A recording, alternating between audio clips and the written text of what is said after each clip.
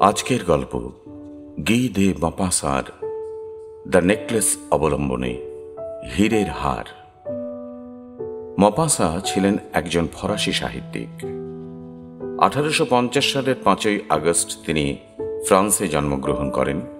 তিনি একাধারে একজন ঔপন্যাসিক, কবি, গল্পকার।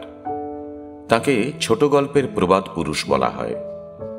মপাসাঁর অন্যান্য লেখা বিখ্যাত ছোট গল্পের মধ্যে আছে two friends, Miss Harriet, the necklace, the piece of string, that pig of Morin, useless beauty, two little soldiers and happiness. Nobel পুরস্কার বিজয়ী এই সাহিত্যিক 300টির বেশি ছোট গল্প, 6টি উপন্যাস এবং 3টি ভ্রমণ কাহিনী লেখেন। 1893 সালের 6ই জুলাই মাত্র 42 বছর বয়সে তিনি প্যারিসে মৃত্যুবরণ করেন। শুরু হচ্ছে আজকের গল্প মপাসাঁর দ্য নেকলেস অবলম্বনে হীরের হার।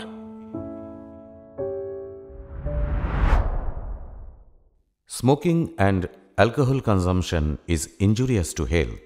ধূমপান এবং মদ্যপান স্বাস্থ্যের পক্ষে ক্ষতিকর। ফুলের মতো ফুটফুটে খুব সুন্দর একটি মেয়ে। এক গরিব ছাপোষা কেরানির ঘরে জন্ম নিয়েছে মেয়েটি। মনে হয় ভুল করে স্বর্গ থেকে নেমে এসেছে এই গরিব কেরানির কুড়ে ঘরে। যেমনি মুখশ্রী তেমনি তার শরীরের গড়ন। ধীরে ধীরে সে বিয়ের উপযুক্ত হলো, কিন্তু তার বাবার কোনো তাপ উত্তাপ নেই।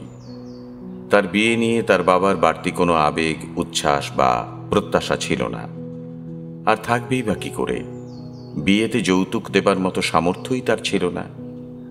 এত সুন্দরী মেয়ে তবু কোনো সম্ভ্রান্ত পুরুষের সাথে প্রেম করতেও পারল না, কারণ তাদের পরিবারের সাথে কোনো ধনী ও সম্ভ্রান্ত পরিবারের জানাশোনা ও খাতির ছিল না। আর ওই সমস্ত পরিবারের মেয়ের বিয়ে দেওয়া তো স্বপ্নেও কল্পনা করতে পারত না তার বাবা। তবু বহু কষ্টে একটি ছেলে পছন্দ করল তার বাবা। তার বাবার মতোই গরিব, শিক্ষা মন্ত্রণালয়ের কেরানির চাকরি করে ছেলেটি। অবশেষে ওই ছেলের সঙ্গেই অমন সুন্দরী মেয়ের বিয়ে হল।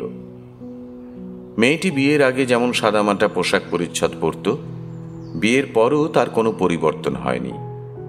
ছিল কেরানির মেয়ে, এখন ছাপোষা কেরানির বউ। ফলে এর চেয়ে ভালো পোশাক পরার সামর্থ্য তার ছিল না। কিন্তু সুন্দরী মেয়ে বলে তার খুব অহংকার ছিল। ভালো ভালো সুন্দর সুন্দর পোশাক সাজগোজ করতে না পেরে ভেতরে ভেতরে সে ভীষণ অসুখী ছিল। গরিব ঘরে জন্ম নিলেও তার ছিল উচ্চাভিলাষী মানসিকতা। সে তো গরিব ঘরে জন্ম নিয়েছে এবং গরিব এলাকাতেই বড় হয়েছে। সেখানে সব ঘরেই সে দেখেছে মেয়েদের রূপ, লাবণ্য, সৌন্দর্য, কমনীয়তার জন্য না আছে কদর, না আছে মর্যাদা। সাজগোজ, শখ, আহ্লাদ বলে কিছুই তাদের ছিল না। সেখানে তাদের একমাত্র অধিকার ছিল শুধুমাত্র সন্তান জন্ম দেওয়া আর তাদের লালন পালন করা। সংসারের ঘানিটা নাই তাদের একমাত্র কাজ ছিল। এই সমস্ত দেখেই সে এত বড় হয়েছে। সে ভাবত সমস্ত গুণ তার মধ্যে থাকা সত্ত্বেও কেউ সচেষ্ট হয়নি তার ওই গুণাবলী যাতে বিকশিত হতে পারে। না তার বাপের বাড়ি, না তার শ্বশুর বাড়ি। এসব ভাবনা খুব কষ্ট দিত তাকে। এই জন্য নতুন বউ হয়েও সবসময় মনমরা হয়ে থাকত। স্বামী, সংসার কোনোটাতেই তার আগ্রহ ছিল না। তার বাড়ির পরিবেশ, ঘরের শ্রীহীন অবস্থা, শ্যাওলা পড়া পুরনো দেওয়াল, হতশ্রী আসবাবপত্র আর পুরনো কম দামি ঘরের পর্দাগুলো তার একদম ভালো লাগত না। ভিতরে ভিতরে তাকে নিঃশেষ করে দিত। মাঝে মাঝে নিজেকে আড়াল করে ফুঁপিয়ে ফুঁপিয়ে কাঁদত সে। অপমানিত বোধ করত। যদিও ওর মতোই অত্যন্ত সুন্দরী অনেক গরিব মেয়ে আছে সমাজে, তারা এ সমস্ত বিষয় নিয়ে ভাববার অবকাশই পেত না, বা সময় পেলেও ভাবত না। হয়তো তারা ওর মতো তেমন সচেতনও ছিল না। একবার ওদের ছোট বাড়িতে লিটল ব্রিটেনের একটি মেয়ে কাজ করতে এলো। 2-1 দিনের মধ্যে ওর সঙ্গে কথা বলেই কাজের মেয়েটি বুঝে গেল সবসময় ও কেন এমন চুপচাপ, দুঃখী, মনমরা হয়ে থাকে। তাই সে নানা গল্প করার ছলে তার দুঃখী মনকে আরো উস্কে দেবার জন্যে বেশ ফুলিয়ে ফাঁপিয়ে বলতো, দিদি, তোমার মতো সুন্দরী এ তল্লাটে কেউ নেই। তোমাকে দেখে মনে হয় যেন স্বর্গ থেকে কোনো এক অপসরী মর্তে নেমে এসে আটকা পড়ে গেছে। বলো তো, তোমার মতো রূপ কি এ ঘরে মানায়? তোমাকে মানাতো রাজপ্রাসাদে। তোমার যদি রাজপ্রাসাদের মতো একটা বাড়ি থাকতো, আর সেই ঘরের দেওয়াল পশমের তৈরি রঙিন কাপড়ে ঢাকা থাকতো, থাকতো দামি কাঠের আসবাবপত্র, আর ব্রোঞ্জের তৈরি লম্বা লম্বা ঝাড়বাতির আলোয় সব ঘর ঝলমল ঝলমল করতো, আর তুমি সুসজ্জিত বেশে তোমার মিচমিচে কালো লম্বা চুল ছেড়ে দিয়ে কাঁধের ওপর থেকে একটা মখমলের কাপড় ঝুলে পড়তো মেঝেতে, আর তুমি পরীর মতো পায়চারি করে বেড়াতে ঘরময়। ভাবো তো অতিথি অভ্যর্থনা আর ডাইনিং টেবিলে খাবার পরিবেশনের জন্য পরিবেশক, একটা সুসজ্জিত অতিথিশালা, সুগন্ধিতে ম ম করা ছোট দুটো অভ্যর্থনা ঘর, যেখানে খুব ঘনিষ্ঠ বন্ধু বান্ধব ও বিখ্যাত সেলিব্রিটিদের নিয়ে ছোট ছোট পার্টি হবে। ও কেমন হবে ভাবো তো। কাজের মেয়েটি একবার আর চোখে নতুন বউয়ের দিকে তাকিয়ে দেখে মুচকি হেসে আবার বলতে শুরু করলো, তখন তোমায় দেখে অন্য সব মেয়েরা জ্বলে পুড়ে খাক হয়ে যাবে। ও ভাবতেই আমার গা শিউরে উঠছে। ভেবে দেখো দিদি। বলেই আর চোখে একবার তাকিয়ে দেখে ওর মুখ কেমন ফ্যাকাশে, চোখে পলক পড়ছে না। তাই দেখে কাজের মেয়েটি বিড়বিড় করে বলল, কাজ হয়েছে, বউ এখন অন্য জগতে রয়েছে, আমি যাই। ভাবনার সাগরে ডুবে যাওয়া নতুন বউয়ের যাতে ব্যাঘাত না ঘটে, তার জন্য পা টিপে টিপে কাজের মেয়েটি ঘর থেকে বেরিয়ে গেল। একা ঘরে সে স্বপ্নের মহাশূন্যে পরীর মতো উড়ে বেড়াচ্ছে। এরপর থেকে মাঝে মাঝেই কল্পনার সাগরে ডুবে যেত আর দিবা স্বপ্ন দেখত। যখন স্বপ্ন থেকে বাস্তবের গরিবখানায় প্রবেশ করত, তখন তার বুকের ভেতর দুমড়ে মুচড়ে হৃদয়টা ভেঙে খান খান হয়ে যেত। এভাবেই তার দিন কাটতে লাগল। একদিন ওর স্বামী ওকে ডেকে নিয়ে খাবার টেবিলে বসল। মেয়েটি ওর স্বামীর মুখোমুখি বসল। টেবিলের উপরে পেতে দেওয়া নোংরা কাপড়টার উপর চোখ পড়ল তার। সে দেখল প্রায় ৩-৪ দিনের ব্যবহার করা একটা ময়লা টেবিল ক্লথে ঢাকা টেবিলে রাখা একটি সুপের বাটি। মেয়েটির স্বামী আনন্দের বহিঃপ্রকাশ ঘটিয়ে উচ্ছ্বাস নিয়ে সুপের বাটির ঢাকনা খুলতে খুলতে বলল, আহ, কি দারুণ স্যুপ! এর চেয়ে ভালো আর কি হতে পারে? কেরানির সুন্দরী বউটা বারবার শুধু ভাবে, তার নেই কোনো ভালো পোশাক, নেই কোনো গহনা, শুধু নেই আর নেই। অথচ এই জিনিসগুলো সে খুব ভালোবাসত। সবসময় তার মনে হতো এসবের জন্যই তার জন্ম হয়েছে।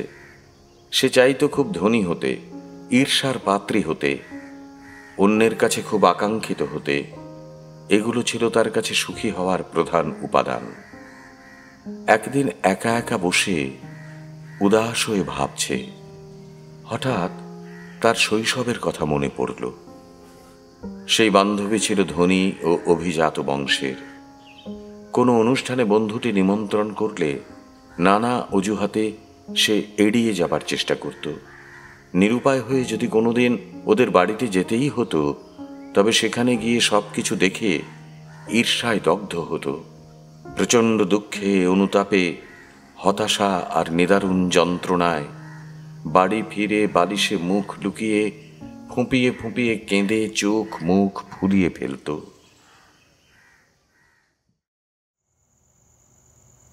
বেশ কিছুদিন পরে তার স্বামী হাতে একটা বড় খাম নিয়ে হাসি মুখে বাড়ি ফিরেই আনন্দে আত্মহারা হয়ে বউকে সামনে পেয়েই দুহাতে জড়িয়ে ধরে বলে উঠলেন, দেখো কি নিয়ে এসেছি তোমার জন্য। বলেই সুবৃহৎ খামটি বউয়ের সামনে দুহাতে ধরে রইলেন। বউ তার হাত থেকে খামটি নিল, দ্রুত খামটি খুলে একটা সুদৃশ্য কার্ড বের করল। কার্ডটি উল্টিয়ে পাল্টিয়ে ভালো করে দেখল। স্বামীর দিকে এক পলক তাকিয়েই কার্ডটি খুলল। তাতে সুন্দর হরফে লেখাটি সে পড়তে লাগল। আগামী 18 জানুয়ারি সোমবার সন্ধ্যায় শিক্ষামন্ত্রী মহোদয় এবং র্যাম্পনিউয়ের বাসভবনে ম্যাচল্ড এবং মাদাম লাইজেলের সদয় উপস্থিতি কামনা করছি। কার্ডটি পড়া হয়ে গেলে সে কার্ডটি পুনরায় খামের মধ্যে ভরে গম্ভীর মুখে ভাবলেশহীনভাবে দাঁড়িয়ে রইল। তার স্বামী অবাক হয়ে গেল তার আচরণে। তার স্বামী লাইজেল ভেবেছিলেন নিমন্ত্রণ পেয়ে প্রিয়তমা সানন্দে লাফিয়ে উঠে তাকে জড়িয়ে ধরে চুমু খাবে, কিন্তু না, এর কিছুই হলো না। বিস্ময়ে হতবাক হয়ে স্ত্রীকে বললেন, তুমি তুমি কিছু বললে না যে? এটা দিয়ে আমি কি করব? কেন? কি করবে মানে? আমি তো ভাবছিলাম তুমি খুব খুশি হবে। এত বড় আয়োজনে তো তুমি কখনো যাওনি। এমন সুযোগ জীবনে সবসময় আসে না। জানো জানো এই আমন্ত্রণ পত্র পাবার জন্য আমি খুব কষ্ট করেছি। আমার সব কলিগও এই আমন্ত্রণ পেতে উদ্গ্রীব হয়েছিল, কিন্তু এই আয়োজনটি নির্দিষ্ট কিছু মানুষের জন্য হওয়ায় তাদের অনেকেই কিন্তু এই আমন্ত্রণ পায়নি। পার্টিতে অনেক বিখ্যাত মানুষজন আসবে জানো। একবারও কি ভেবেছো তুমি এই অনুষ্ঠানে আমি কি পরে যেতে পারি?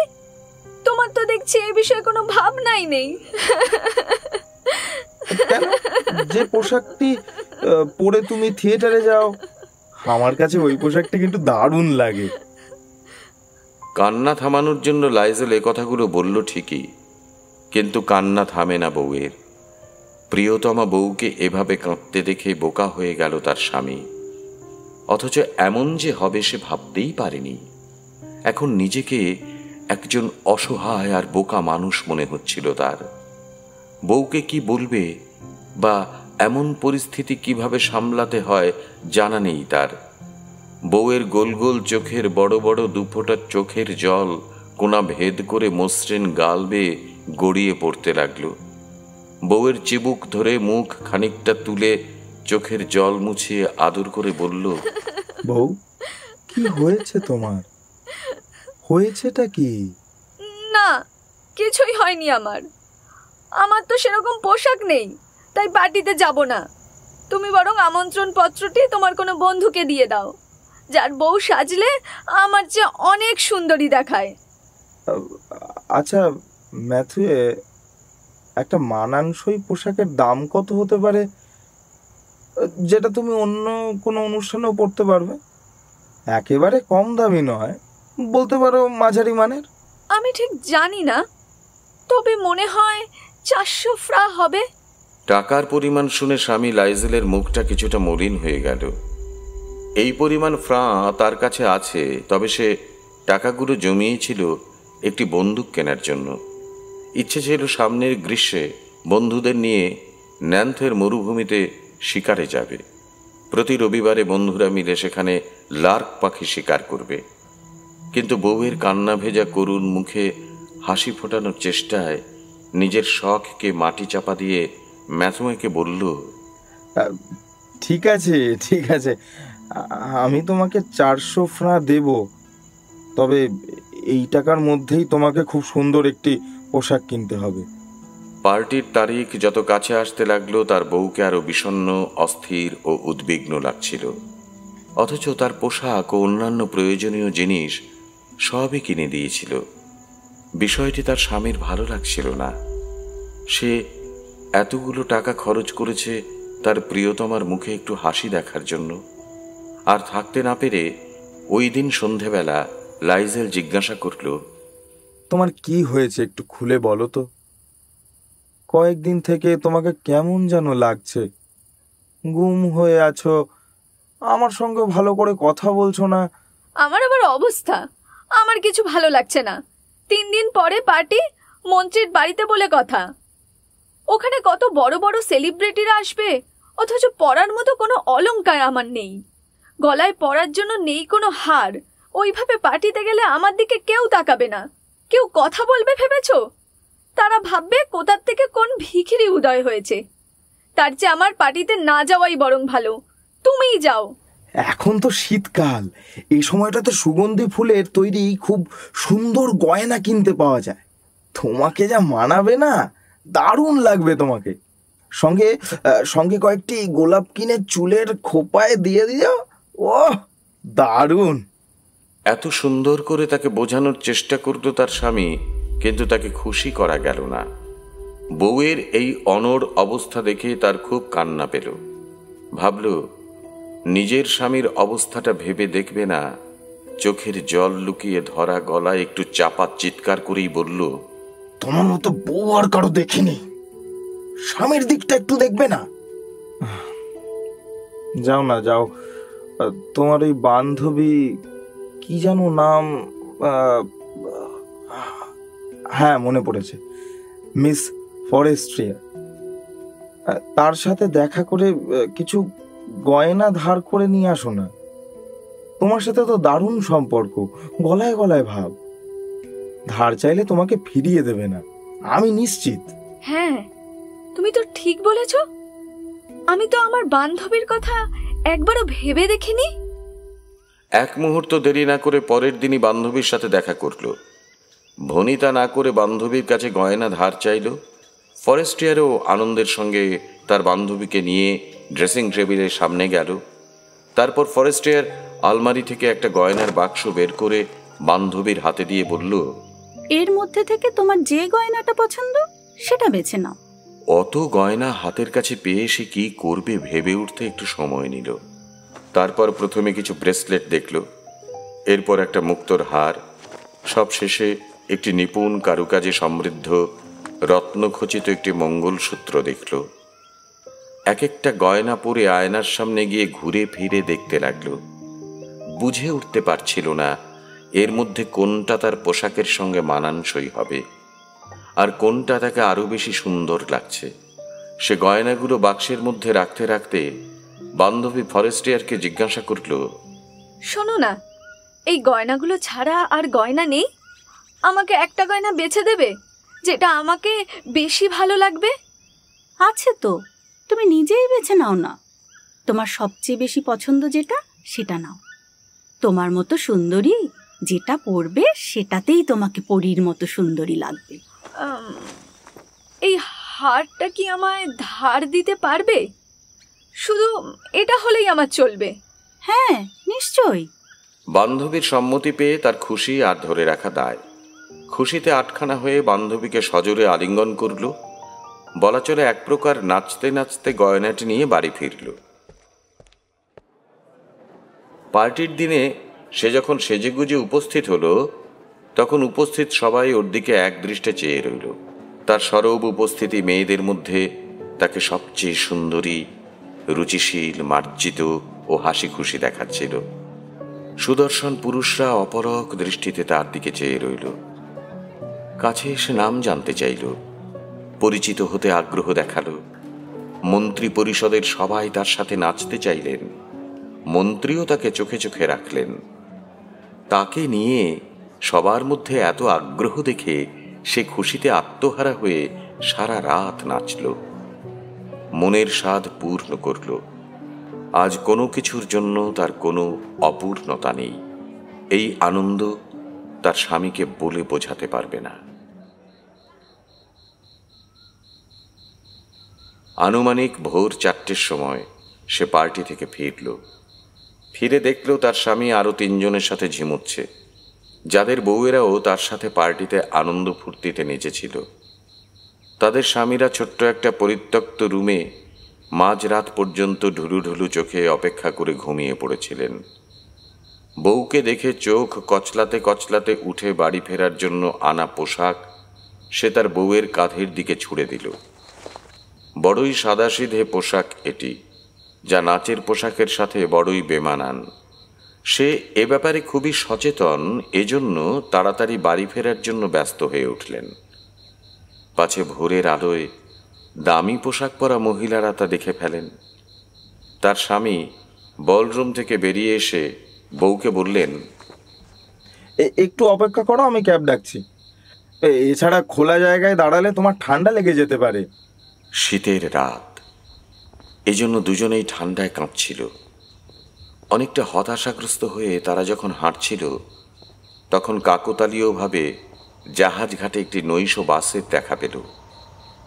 এ বাসগুলো শুধুমাত্র রাতে আঁধারেই দেখা যায়। গাড়িটি তাদেরকে তাদের বাড়ির দরজায় পৌঁছে দিল। রাতভর পার্টিতে দুটি দেহ যেন প্রাণ হারিয়েছিল। কাল সকাল 10টায় আবার তার অফিস ধরতে হবে। ঘরে ফিরেই তার বউ তার কাঁধ পর্যন্ত পোশাকগুলো খুলে আয়নার সামনে নিজের রূপ ও সৌন্দর্য উপভোগ করতে লাগলো। কিন্তু হঠাৎ আর্তনাদ করে উঠল, আমার গলার হীরের গয়নাটি নেই। কি? আমার হীরের গয়নাটি নেই। কি ব্যাপার? পরিষ্কার করে খুলে বলো তো। হীরের হারটি আমার গলায় নেই গো। কি বলছো তুমি? এ অসম্ভব। তার বউ সমস্ত পোশাকের ভাঁজ, কোটের পকেট সহ সম্ভাব্য সব জায়গায় খুঁজে দেখল, কিন্তু কোথাও খুঁজে পেল না। তুমি কি নিশ্চিত বলরুম থেকে বেরিয়ে আসার সময় হারটি তোমার গলায় ছিল? হ্যাঁ, বলরুমে থাকতেই আমি ওটা ছুঁয়ে দেখেছিলাম। কিন্তু তুমি যদি হারটা রাস্তায় হারাতে, ওটা পড়ার শব্দ আমরা শুনতে পেতাম। হ্যাঁ, সম্ভবত পেতাম। তুমি কি ক্যাবটির নাম্বার দেখেছিলে? না, তুমিও খেয়াল করনি না? না না না। বাক শক্তি হারিয়ে দুজন দুজনের দিকে তাকিয়ে রইল। কিছুক্ষণ পর তার স্বামী আবার পোশাক পরে নিল আর বলল, আমি বেরোচ্ছি। যেসব জায়গায় আমরা হেঁটেছি সেসব জায়গায় দেখে আসি, দেখা যাক পাওয়া যায় কিনা। লাইজেল বেরিয়ে পড়ার পর পার্টিতে পরা পোশাকগুলো পরে রইল ম্যাথুয়ে।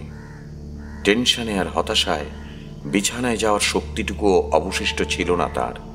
নিরুত্তাপ আর বাকশূন্য হয়ে চুপচাপ চেয়ারে বসে রইল।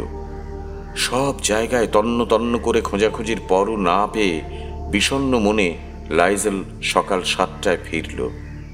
অফিস কামাই করে সারাদিন পুলিশ স্টেশন, ক্যাব, অফিস ও পত্রিকা অফিসে ছোটাছুটি করল। হারটি খুঁজে পেয়ে কেউ ফেরত দিলে পুরস্কার ঘোষণা করল, অর্থাৎ হারটি খুঁজে বের করতে দিনভর সম্ভাব্য সব প্রচেষ্টা চালিয়ে গেল তার স্বামী। না, কোনো লাভ হলো না, পণ্ডশ্রম হলো। হতাশ হয়ে রাতে বাড়ি ফিরে বউকে বলল, তোমার বান্ধবীকে একটি চিঠি লেখো। তাকে বলো যে তুমি অসাবধানতা বশত তার হারটির আংটা ভেঙে ফেলেছ। এজন্য এটি মেরামত করতে পাঠানো হয়েছে। এতে করে বিষয়টি নিয়ে ভাবনা চিন্তা করার কিছু সময় পাবো। লাইজেলের কথা মতো তার বউ একটা চিঠি পাঠিয়ে দিল তার বান্ধবী ফরেস্টিয়ারকে। সপ্তাহখানেক পরে তারা হারটি ফিরে পাওয়ার সব রকম আশা ছেড়ে দিল। কদিনের টেনশনে লাইজেলের বয়স যেন 5 বছর বেড়ে গেছে।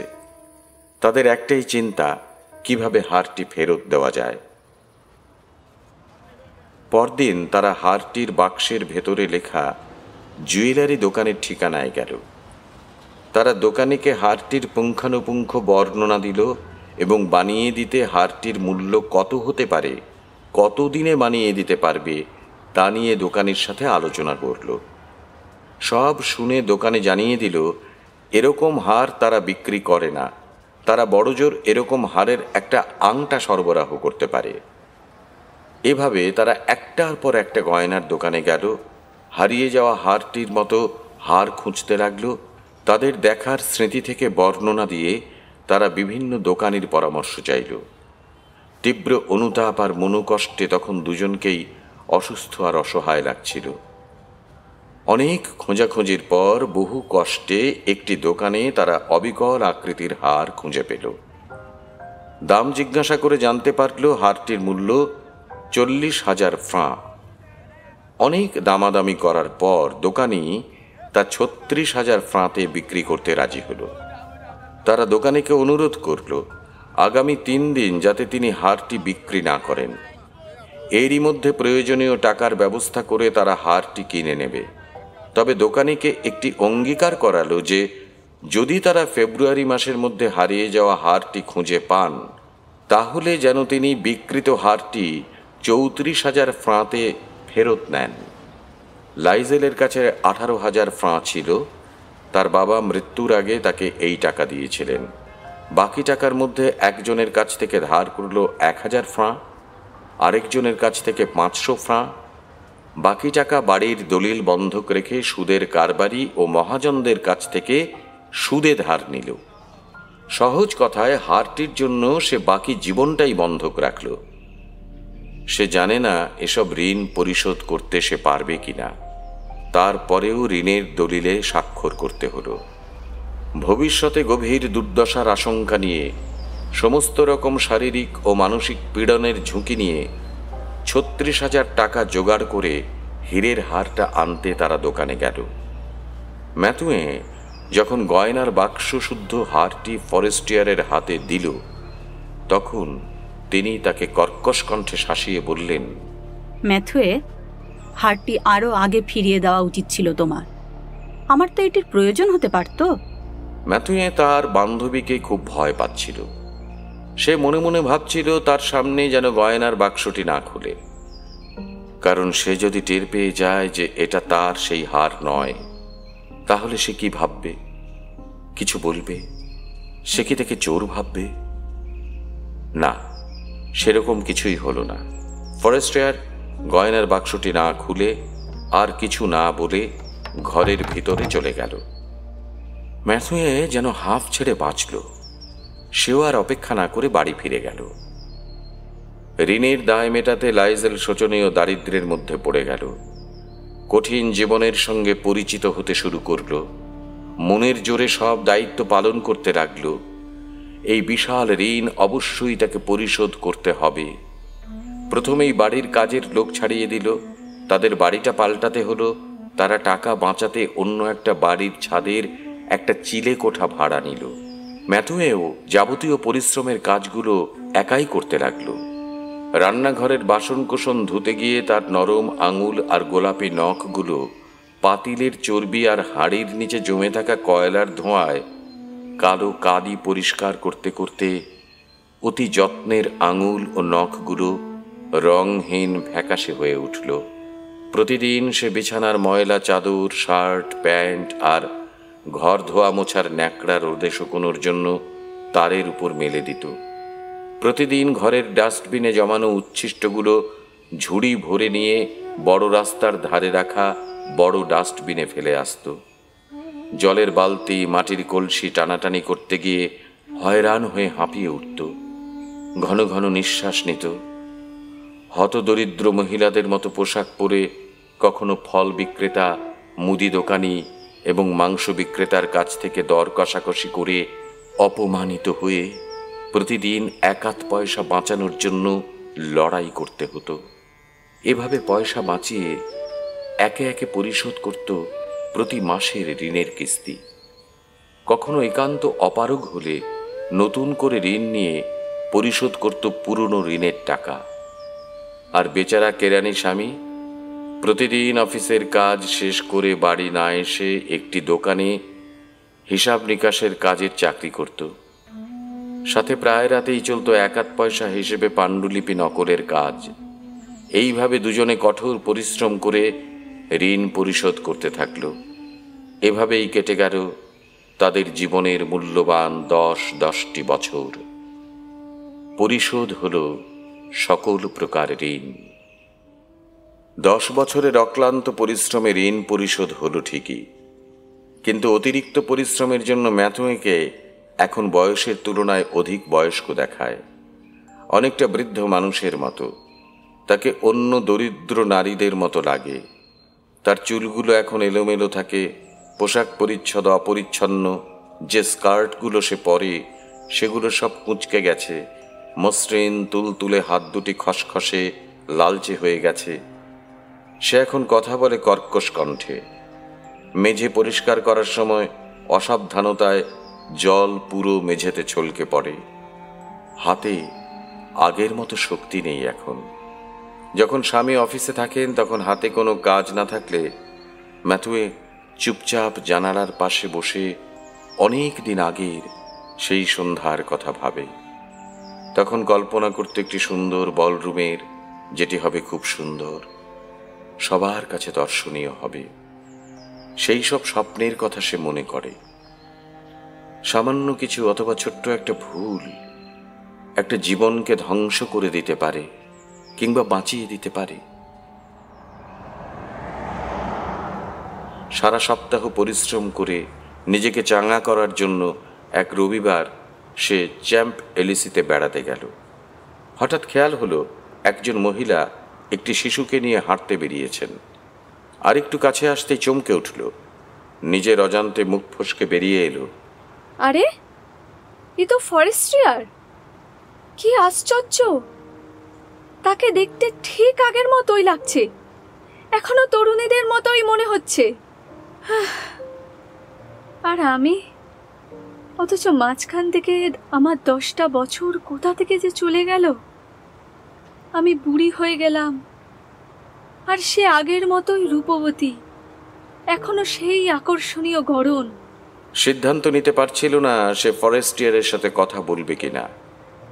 অবশেষে সিদ্ধান্ত নিল তার সাথে যেচে কথা বলবে এবং তার কাছ থেকে ধার করা হারটির জন্য তাকে গত 10 বছরে কত পরিশ্রম করতে হয়েছে সে সব খুলে বলবে তাকে। ম্যাথুয়ে ধীর পদক্ষেপে তার মুখোমুখি দাঁড়ালো। শুভ সকাল জেনি। ফরেস্টিয়ার গভীর পর্যবেক্ষণে তার দিকে কিছুক্ষণ তাকিয়ে রইলেন, কিন্তু না, চিনতে পারলেন না। মনে মনে কিছুটা অবাক হলেন। প্রথমে বিড়বিড় করে বললেন, একজন হতদরিদ্র মহিলা শুরুতেই এত অন্তরঙ্গ হয়ে কথা কেন বলছে? কিন্তু মাদাম, আমি তো ঠিক আপনাকে চিনতে পারছি না। আপনি নিশ্চয়ই ভুল করছেন। না, আমার কোনো ভুল হয়নি। আমি ম্যাথুয়ে লাইজেল। ও, তুমি! এই বছরে তুমি অনেকটা বদলে গেছো। হ্যাঁ, তুমি ঠিকই বলেছ। তোমার সাথে শেষ দেখা হওয়ার পর আমি কিছু কঠিন সময় পার করেছি, সয়েছি অনেক দুঃখ কষ্ট, অর্জন করেছি অনেক রূঢ় অভিজ্ঞতা, জেনেছি জীবনের মানে। এসব তোমার জন্যই।